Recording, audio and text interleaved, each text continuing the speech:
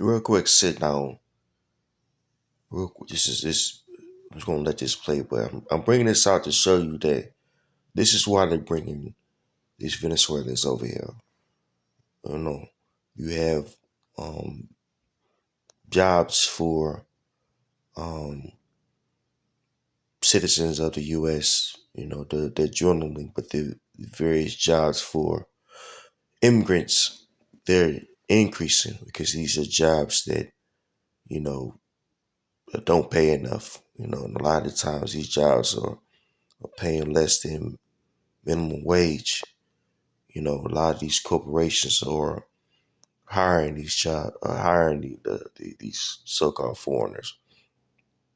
You know, um, when usually someone say foreigners, they're alluding to, you know, the northern tribe. But I'm gonna let this play, you know, and give understanding on why they're allowing, you know, the northern tribe to come over here.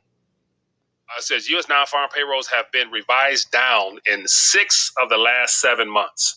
July revised down by 25,000, June by 88,000, May by 65,000. Last 3 months revised down by 178,000 jobs. That's insane.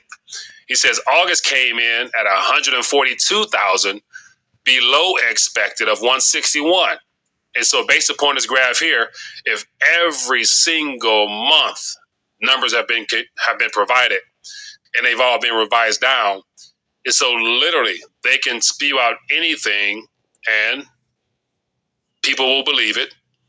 But look how the markets are reacting and the numbers aren't favorable. So if the real truth came out, man, like it would be chaos on Wall Street right now. It says U.S. jobless rate ticked down to 4.2% from 4.3. Now, based upon all these revisions downward, do you really think unemployment went down to 4.2? No. So they're lying. But what is the most concerning about these lies is the fact that